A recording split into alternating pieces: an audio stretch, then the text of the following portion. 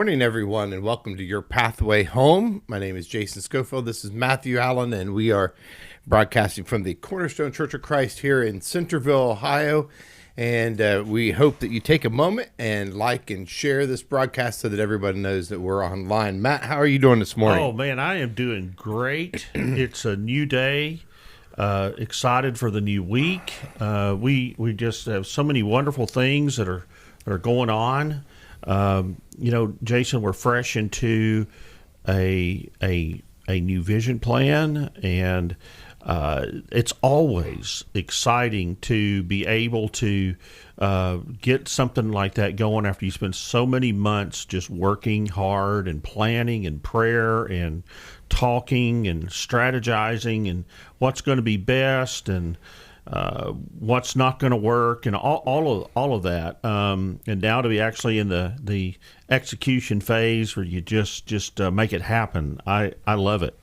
Well, for those who don't know, our elders and Matt sit together for about 6 months out of the year, and they specifically dedicate an evening a week of planning what we'll do, what we'll be teaching on for the next year, and everything we do, from having guest speakers in and even our adult classes and so on. We try to gear around that vision, and that's what it's like to have leadership.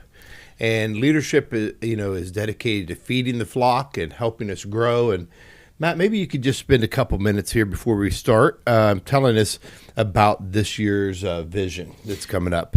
Well, this year we're talking about being knit together in love, and it's going to be based out of Ephesians chapter 4, verses 11 through 16. And then in the fall quarter, we're also going to expand that a little bit to the last few verses of chapter 4 of Ephesians and talk about our communication and forgiving one another and being kind and compassionate. And really the theme focuses on how, especially as we get into the first quarter, we're talking about all of the things that Christ supplies to the church for his work.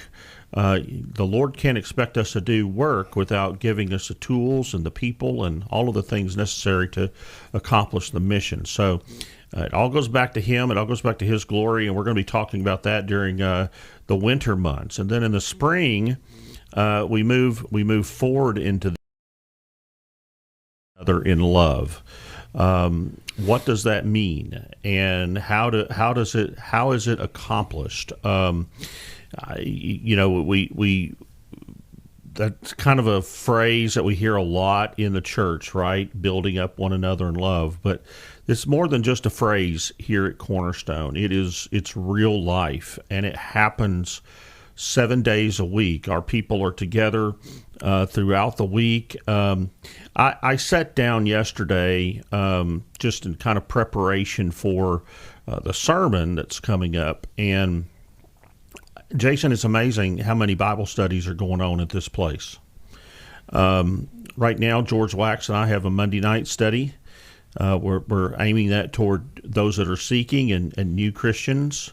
The class is on the church. It's at 7 o'clock each Monday night. And then we have a Tuesday morning class on 2 Samuel right now. Both those classes have probably 10 or 12 people that show up for those each week. And so if you're looking for a small group to get into the Word and just talk about the Word, those are prime opportunities. Of course, we meet twice on Wednesday, 1 o'clock and 7 o'clock. And then there's a Friday study with the men. There's a study with a lot of families that are going on. Probably less than 20 of us, I guess it's going on as well, every other week. And I don't even know who started that, but some of us get together. But there's opportunities. A men's study used to meet on Monday night as well. I don't know if that's on hold right now. But the young adults are planning a study coming up, and I guess there's just a group of people that are dedicated to learning God's Word. Yeah, and if you want to get in the Word, and look, when we do this, when we're together like that, we are building one another up, and that is such a central mission to the church. In the summer, We're going to be talking about the truth and grounding ourselves in the truth. Paul says in Ephesians chapter 4, verse 14, that we need not to become tossed to and fro by every wind of doctrine, but we need to be grounded and steadfast in our faith. And so we're going to be talking about how to identify things that are not right as far as teaching goes, and how you handle that and respond to it. And we're going to talk about embracing the truth. There is a truth, Jason, and I know that sounds almost judgmental in our 21st century culture, but there is a truth. It is a biblical truth. It is a spiritual truth, and it originates outside of this world. But it's the real thing, and we have to embrace it, because it alone is what's going to stand. Well, the apostles were told to quit going around and teaching the doctrine which they were teaching, and they said, we would rather obey God than man. You know, Christians are people who not only believe the truth, but they are willing to stand for the truth and examine and study the truth. And I really look forward, as we enter into this vision, getting closer to my brothers and sisters, with being knit together, but also getting closer to God, because of the weaving of His Word. And we'll be talking a lot about spiritual maturity this year, how to get there, how to grow. And then finally, in the fall quarter next year, we're going to be talking about communication and how we treat one another. We move with kindness. We forgive when wronged. We try to emulate Jesus Christ in all that we do. And so there's so much content that's going to come out between the Bible classes, the sermons, and other special events that we'll have throughout 2026. It's just going to be an amazing year, Jason. So if that excites you, you want to get into the Word, you want to be able to have a family with God's people, and learn to grow closer to them, then this is the place for you. And we hope you come and check us out, or catch a broadcast as we discuss those things. As always, all of this information is on our website at cornerstone-coc.com.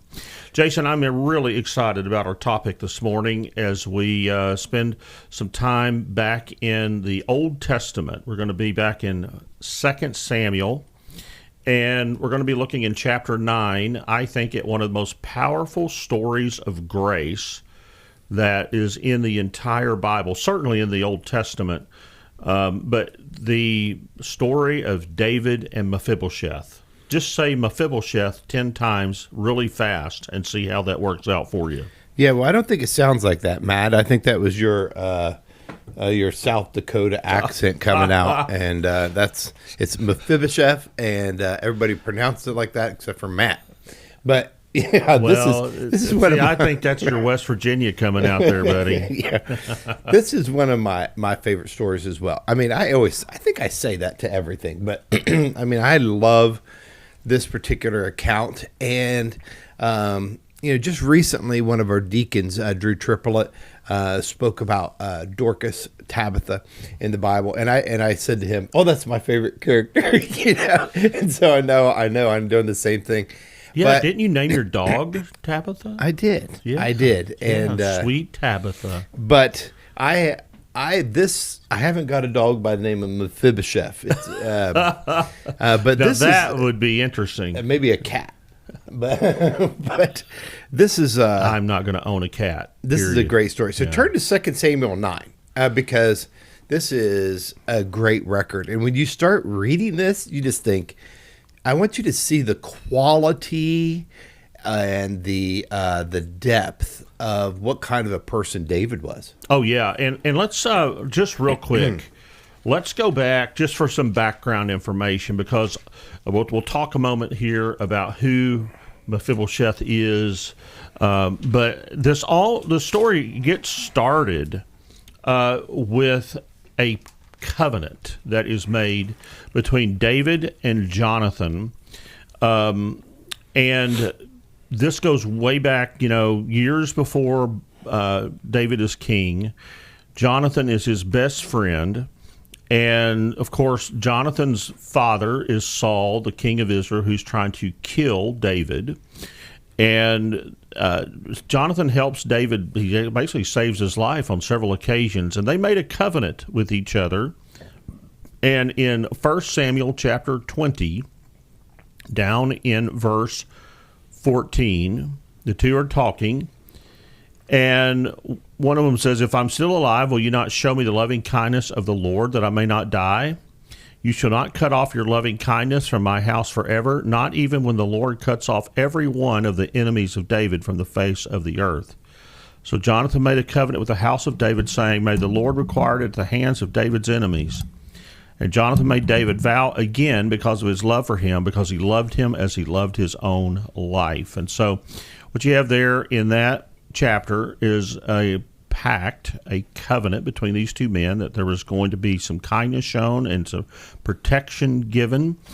And now you fast forward, this is years later, maybe 20, 25 years later, and in 1 Samuel chapter 9, David is now king.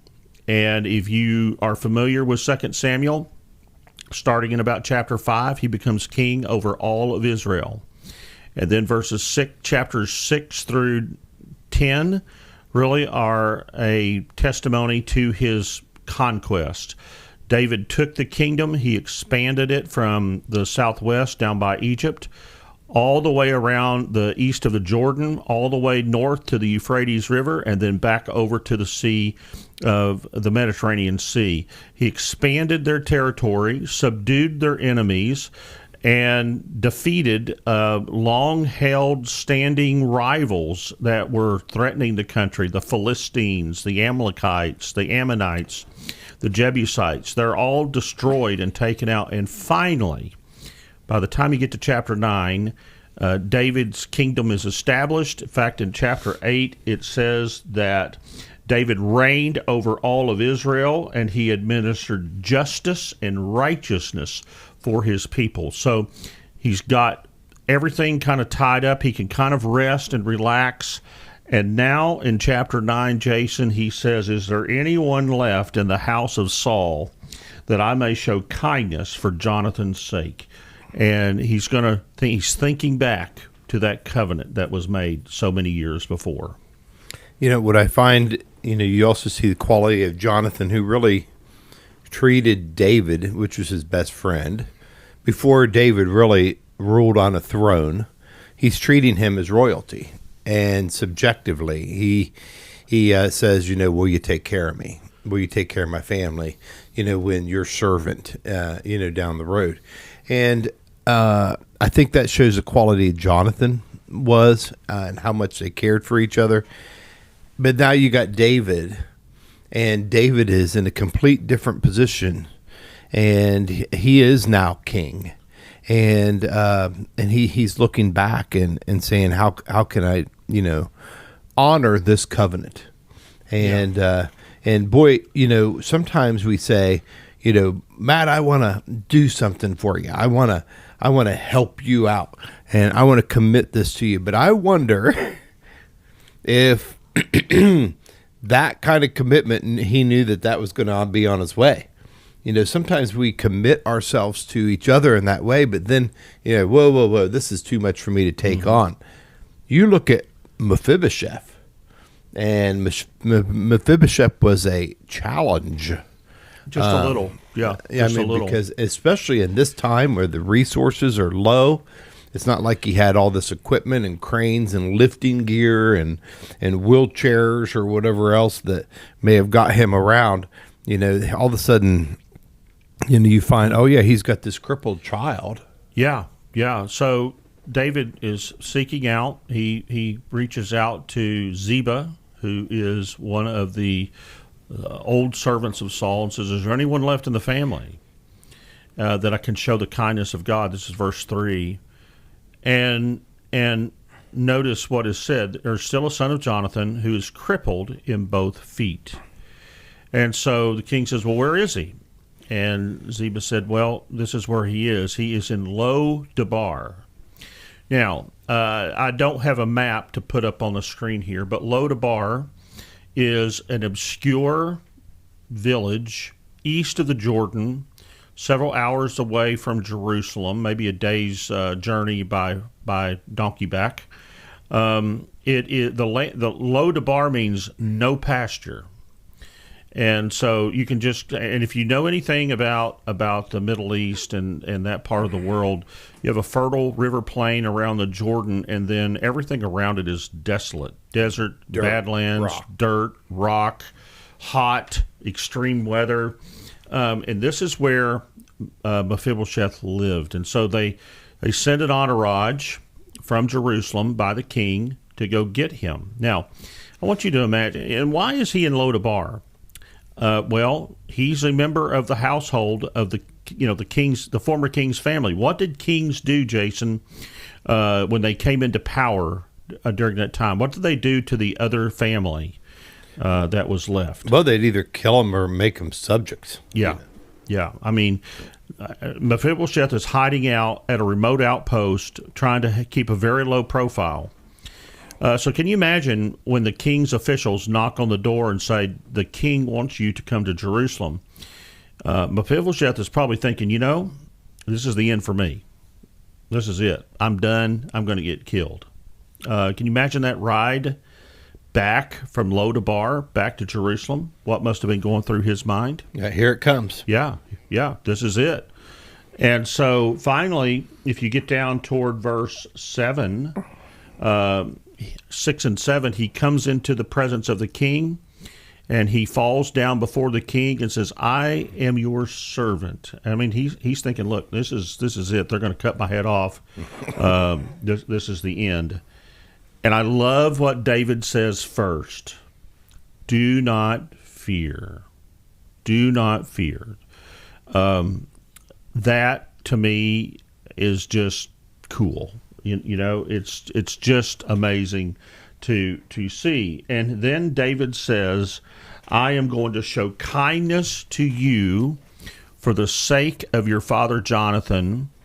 And not only is he going to show kindness to him, but how is he going to show him kindness? So here is Mephibosheth. Think about this. Before he gets the call to go to Jerusalem, he's dwelling in somebody else's house in the most obscure backwater town you can in Israel. And now David says, I am going to restore to you all the land of your grandfather Saul. Just stop there for a second. This is a man who had nothing, no wealth, no power, no position, no nothing. Probably didn't know where he was going to eat next. And David also says, you will eat regularly at my table. So just to think about what David does here for this man who had no way to provide for himself, no position, in fact, was living in a state of fear because he felt like he could have been killed at any moment because of his ancestry, now to go to full recognition, restoration, and to have a quality of life better than he ever had before. Well, and he's no young man at this time either. We're not talking about an 11-year-old kid. Later we find that he at least had one son, Micah, which would have been the grandson of the king, Saul, or Jonathan, great-grandson of Saul. Mm-hmm. And I don't want you to overlook the word, that he asked him, the action here of having him sit at the table. There are different Psalms that talk about the table, meaning in relationship to the relationship of God. And you think about who you have sit at your table at home. Who do you invite over and share a common meal with? It is people that you're honoring. It is people that you respect and hold very high and that you care about and that you consider family. And then you see later in the New Testament another very similar parallel with the Lazarus when he was dead, and then when he rose from the dead by the power of Jesus, it says that they were sitting around a table and sharing a common meal. So when he was dead, he was not to be around, but when he was alive again, they sat at a table, a gospel parallel there. And then in the Revelation, it talks about in heaven how we were around the table of God. And so I think about those parallels, and you can't help escape as we go through this, and I don't want to jump ahead too much, but I want you to see the gospel parallel that's going on here. And David is, has Mephibosheth, adopted essentially into his family, considers him family and royalty, and he's sitting at his, and that is such a powerful statement. Oh, total fellowship, total acceptance. And can you imagine? I mean, look at his response after the king tells him this. He prostrated himself and said, "What is your servant that you should regard a dead dog like me?" Why did he use that terminology? Like a dead dog. Well, of course, he had no way of providing for himself. He was as good as dead. And if you think about his social status at that time, it was like a dog. It was just worse. It couldn't go any lower. And he is now being elevated to a place that's around the king's throne, in full access and fellowship to the king. And gives him, and I mean, I think that Mephibosheth would have probably been happy here. So it speaks to the quality that Jonathan passed on to him to be a servant to the king. He basically, says that by that statement. But instead, what does David say to him in verse 9? That when he's talking to Ziba, he says, "And that your servants will work the ground for him." He essentially is saying that you and your sons and your servants will now serve him.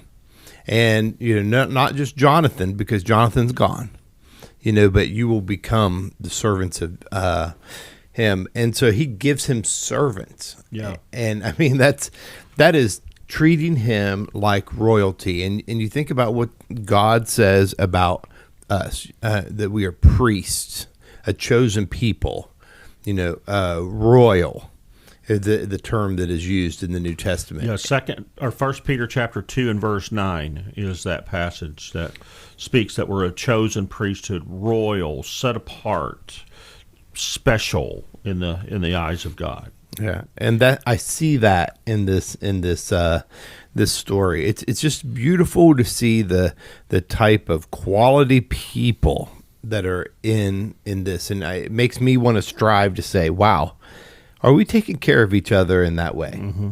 Yeah, and I think if we honor covenants, I mean, does our word mean anything? Do we have loyalty like this to each other? And that we would treat essentially what would traditionally be our enemies, that we would treat them as royalty and family at some point. Yeah. That should cause us each to look at ourselves and say, we need to move beyond the past, and our loyalty is to God. And as we serve him, how can I treat my fellow men in a way that would honor that and that covenant? And Jesus said that we are to love our enemies. Jason, there are some significant theological parallels here in this story. And we talk about David says, "I'm going to show you kindness for the sake of your father Jonathan." David is the one that initiates this. And then he restores everything that Mephibosheth had lost. And then he says, "You're always going to eat with me." And so what you have there are three components of grace. Comfort. David, the first thing he says, "Don't be afraid." And God tells us the same thing. We come to him. We come to him penitently. We come to him casting and throwing ourselves on him for help. God rises to action to save us and to remove the problem that we have. And by doing that, we are restored. So you have comfort and restoration. That's part of grace as well. We get back everything that sin has taken. We get back the relationship. We get back our righteousness, our holiness. God restores that relationship. And then the other component of grace is fellowship, as we've talked about here. Can you just imagine being able to sit at the King's table forever? And so God treats us the same way when we come to Him. There are some significant parallels there. And, here's the beautiful thing. I think in these stories, we should always be able to see Jesus somewhere. And Jason, we see Jesus here in what He did for us. He came to us. He set the initiative. He suffered and died for us to restore that fellowship and give us what was broken back and to save us. Yeah. And the love that is shown here for God in this action is unreal. And how do we show our love to God? It is in doing the same thing. God, in Romans chapter 5 and verse 8, extended salvation to us while we were yet sinners. Mephibosheth stood an actual enemy politically against David, but he never viewed him that way. Yeah. And sometimes our list of enemies is greater than our list of friends, and that is a testimony to us, not them. Mephibosheth viewed himself as a potential enemy when he said, "I'm just a dead dog. I'm a burden, and I am ugly to look at.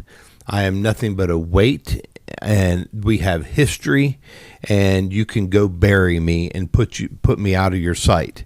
But David didn't do that. He put him in a prominent place, and that just speaks to how God has treated us. Yeah. God, while we were yet sinners, made us something special. Weakness does not disqualify you from sitting at the King's table. Mephibosheth had this condition, but David didn't push him away. David welcomed him as he was. And the lesson for us is that God welcomes the weak. He welcomes the wounded, those who have been crippled by their sin, and God brings them close, and He gives them a seat and a name and a place. And I just think that is so powerful. Yes, Matt, because everybody in God's kingdom is worthy because of God's love and grace. Everybody is valuable, and it doesn't matter what they bring to the table. Yeah, no pun intended. To the table, though, is the thing. Well, that's true, but I'm saying, like, when in Mephibosheth, may have had challenges, and it's so easy to say, well, he couldn't do much because, he has these, he's lame. But I want you to see that David viewed him as worthy. David viewed him as valuable. David viewed him as one who had purpose. And everybody who heard and seen how David treated this potential enemy and turned him into family and royalty, what a testimony. That would move a nation to do better to each other. And sometimes when we treat our enemies with violence and hate or disdain, or we put down other people because they are our natural enemies, I want you to remember the example of David here, who see that Mephibosheth, even in his limitations, was somebody who was worth, using, worth having around. And I'm just thankful to God that that's what He did for me. Well, and our challenge, I think, now is to take this example, to think about what's been done for each one of us. We are Mephibosheth. We came to God broken. We came unable to fix ourselves, and we brought nothing to God to offer Him in exchange for our salvation. And this story is all about what David gave to Mephibosheth. It's a story of covenant and kindness and really the transforming power of mercy. And you make that application. That is everything that God has done for us. And our challenge is now, since that has been the case for each of us, that we in turn go out and seek those that need the Lord and help them experience the kindness of God just like we have. And so God can shower them with his grace and love and mercy and bring them in. Yeah, I mean, the parallel is so strong to us being Mephibosheth. If you think about how God extended unmerited grace and favor to us, while we, like I said, while we were yet sinners, God did this. And that's exactly what David did to Mephibosheth. If you think about how David kept the loyalty and covenant he had with Jonathan, well, God kept his covenant that he promised to Abraham, that he would provide a way out of our sin, and he was loyal to that. Think about the restoration here, that David restored the land of Mephibosheth. He put him in an honored place, and that's what God did for us. He restored our relationship with him through the blood of Christ, and he makes us his royal priesthood. I think about how David sought out Mephibosheth. He said, is there anyone else left of Saul's household? And he sought out, and Jesus seeks to save that which was lost. And I think about how only hope is in God, not people. And God, hope is in the gospel. And that's the message that we need to get out there, that when you see God's love through his people, then you will see how salvation is to take place. And God has set everything in place here to put you at his table through Jesus Christ. And that's a beautiful thing, knowing that I come to him lame and with baggage and natural enemy because of choices that I've made, and he sees me so valuable. Yeah, it's just stunning. It's just stunning. And you could, group this in, Jason, with other passages in the New Testament, that while we were still enemies, Christ died for us. You could take Ephesians 2:1. You were dead in your sins and your trespasses, and you walked according to the prince of the power of the air, fulfilling all your lust. But God, verse 4 says, who was rich in mercy. Paul does the same thing in Titus chapter 3. He goes through and lists out all of the sinful ways that people lived, and then he says, but God entered the scene and saved us by his mercy. Those are the spiritual applications. We see it in real life here in 2 Samuel chapter 9, I think with probably one of the most beautiful images of grace anywhere in the Old Testament. David is this big, strong, victorious king, and he directs his heart toward this forgotten man that has no power, no status, no ability to repay or do anything for him. And in this strongest way, instead of judgment, Mephibosheth receives mercy. So that I guess is amazing. Yeah, I mean, this week you should ask somebody. So do you know who Mephibosheth is? Actually, can you spell it? Yeah, can you spell it? And I was thinking, that servant, because if you read more about Mephibosheth, what you realize is that one of the servants of David, or nursemaid or whatever, that was carrying Mephibosheth as a child, I believe she was running or something and she fell. She did, yeah. And that's how he was paralyzed. And the grief that she must carry as that person, that worked for Jonathan and served Mephibosheth. And I was thinking, but yet God, through his providence, used this opportunity to do something good and to teach us something. And so something in your life maybe didn't go the way you planned, or maybe went extremely ugly or whatever. Then your prayer should be that God, that one day you will allow an opportunity through your providence work and your purpose, that you can be glorified through what we've learned through this. And I imagine that lady went to her grave with grief, But look here, because of what happened, the opportunity that God made, that ugly situation so beautiful. Yeah, absolutely. Just absolutely amazing. And that's what God does for each one of us. And I tell you, if you're searching, if you're looking, we want you to come check out Cornerstone, because you will find a group of people that have experienced the same thing with God's grace and mercy. We've embraced that.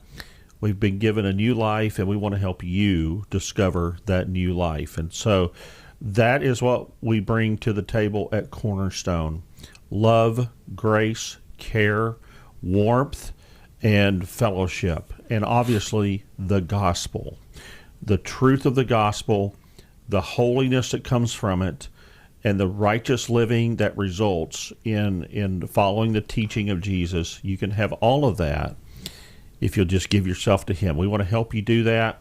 Come out and join us at Cornerstone later today. 9:30 is when our Bible classes begin. 10:30 is our worship assembly. If you're following us online, that is also an option. Those same times right here on Facebook or YouTube. We're on Apple TV. We're on Roku.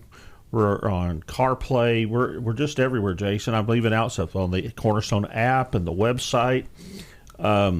You have the ability to follow through and worship with us and get to know us, and we hope you'll do that. Yes, so here at Cornerstone 5051, Wilmington Pike, Centerville, Ohio, there's a warm embrace waiting for you as we will assemble and worship God together. We hope to meet you face to face someday. Until then, have a wonderful Lord's Day, and be a David, and find the Mephibosheth in your life that you can honor, respect, and raise up like God has raised you. Until then, we will see you next week. God bless everybody.